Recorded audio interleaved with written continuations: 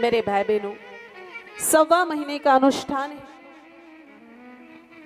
अगर किसी के कर्जा बहुत हो रखा है तो उन्हें ये 1.25 महीने का अनुष्ठान करना चाहिए। 1.25 महीने का जो अनुष्ठान है उसमें 3 लोटा जल और 3 मिनट का समय, इसके अलावा 1 रुपया भी ऊपर नहीं चाहिए। 3 लोटा जल ले ले वो भाई और सुबह उठ करके प्रथम लोटा जल सूर्य भगवान को अर्पित करें। सूर्य नारायण भगवान के जो जल है उसमें या तो लाल फूल डाल दे या तो दही डाल दे, क्योंकि सूर्य नारायण भगवान को दही बहुत प्रिय है। और मंत्र बोले, आदि देव नमोस्तुभ्यं प्रसीद मम भास्कर, दिवाकराय नमोस्तुभ्यं प्रभाकराय नमोस्तुते। फिर दूसरा लोटा जल लेकर के आपके पास में कोई शिवलिंग हो तो शिवलिंग पर चढ़ा दीजिए गौ माता का दूध मिला के, कच्चा दूध। और शिवजी के विभिन्न अंगों पर जो नाग देवता है उनका ध्यान करना है, क्योंकि इस कलयुग में धन का अधिपत्य नागों के पास है।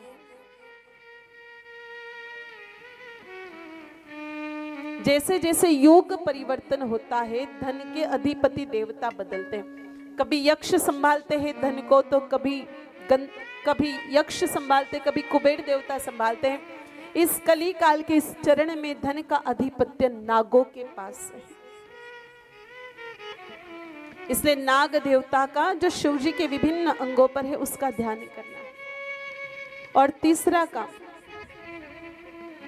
तीसरे लोटे जल में थोड़े से काले तिल मिला करके सीधे हाथ में पानी लेकर के उल्टे हाथ में दक्षिण दिशा में चढ़ाने। मैंने आपको पहले भी निवेदन किया था, अगर यथासंभव गाय माता का खूर का निशान मिल जाए तो बस बहुत अच्छी बात है, और नहीं मिले तो कोई खाली गमले में या खाली जमीन पर दक्षिण दिशा में ज्ञात अज्ञात सभी पितृ देवताओं को याद करके जल छोड़ दे। फिर गैया मैया के पास आए, गौ माता की पूंछ पकड़े और गौ माता की खुर की तरफ देखते हुए, गाय माता के एक खुर में 2 नाग होते हैं और पूंछ में 1 नाग। इस प्रकार से कुल कितने नाग हुए? कितने?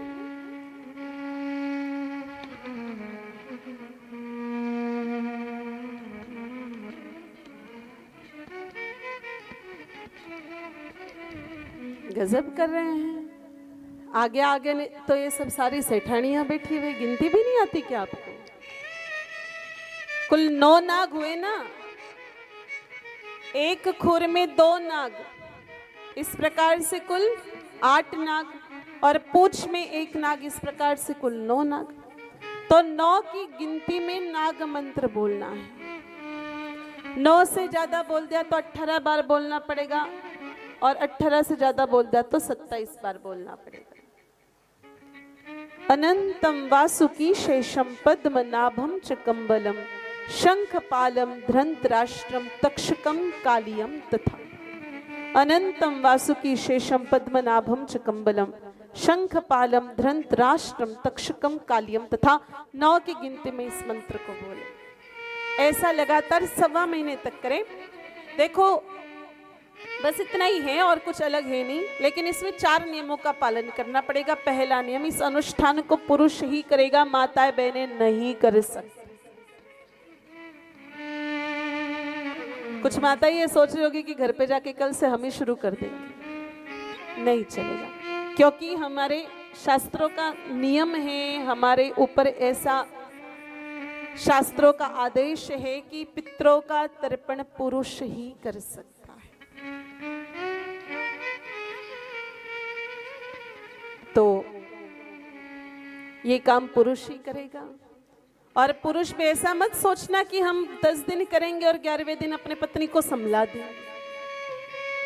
नॉर्मली घरों में यही होता है, कोई अनुष्ठान चलता है, फिर पतिदेव उठते नहीं है टाइम पर, फिर 11वें दिन धीरे से अपनी कंबल खिसका करके अपनी एक आंख निकाल करके पत्नी को कहते कि तू ही कर ले, माझ्याकडनं तर होतच नहीं है।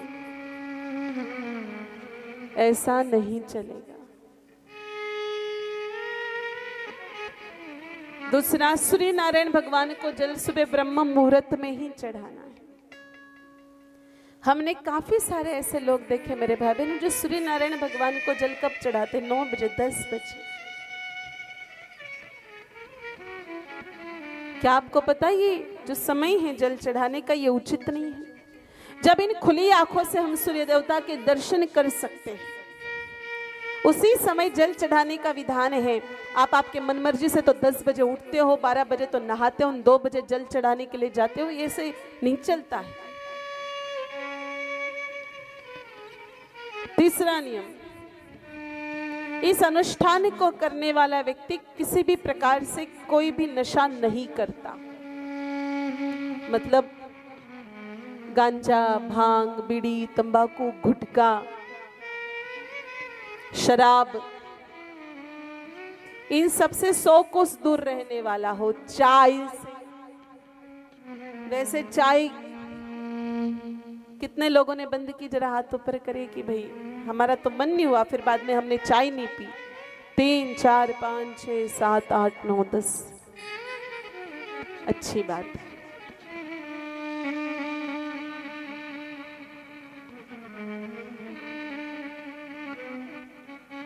बाकी लोग तो परमहंस हैं, अब इनके बारे में तो मैं क्या बोल सकती।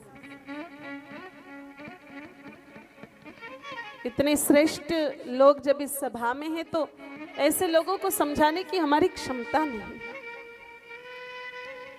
भगवान स्वयं ही सामर्थ्यवान है, एक दिन समय आने पर जरूर समझा देंगे, ऐसी मैं अपेक्षा करती। और चौथा नियम, जिस गैया की पूंछ पकड़ के मंत्र बोल रहे हैं वो खुद की होनी चाहिए। हाँ, कुछ लोग ऐसे होते हैं खुद के आंगन में 5 भैंसे, 10 बकरियां, 4 कुत्ते ला करके बांध देते और फिर दूसरों की गौमाता की पूंछ खींच के आ जाते हैं। 9 की जगह 100 बार भी कर दो तो भी कोई लाभ मिलने वाला नहीं है। खुद के द्वारा सेवित गैया मैया की गोपुच्छ गुच्छ पकड़ के उक्त सूत्र का अभ्यास करने वाला अभ्यासी आर्थिक समस्या से हमेशा हमेशा के लिए मुक्त हो जाता है।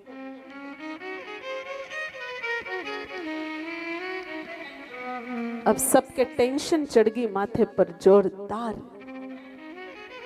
कि महाराज गाय ही नहीं है तो कहां से अनुष्ठान करेंगे हम लोग। देखो, घर पर गौ माता हो तो सबसे उत्तम, नहीं हो तो पास की किसी गौशाला की गौ माता के गोद चले जाओ। मैंने पहले भी कहा है आप लोगों को। और ऐसी स्थिति में आप सड़क की किसी भी गौ माता की पूंछ पकड़ के मंत्र बोलने के अधिकारी हो, लेकिन अपने हाथ से गौ की सेवा होना बहुत जरूरी है भाई। अपने पैसों में से धन लगना बहुत जरूरी है।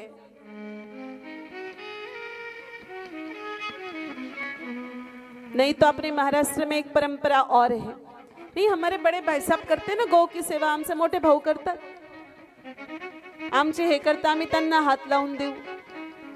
ऐसे हाथ लगाने से मेरे भाई बहनों पुण्य नहीं मिलता है। भूख लगती तो उसको खुद को खाना खाना पड़ता है, ठीक उसी प्रकार से पुण्य के प्राप्ति के लिए खुद को ही आगे आना पड़ता है। तो ये पहला उपाय, 1.25 महीने तक जो भाई इस अनुष्ठान को करेगा धीरे धीरे उसका रुका हुआ पैसा, अटका हुआ धन आने लग जाएगा।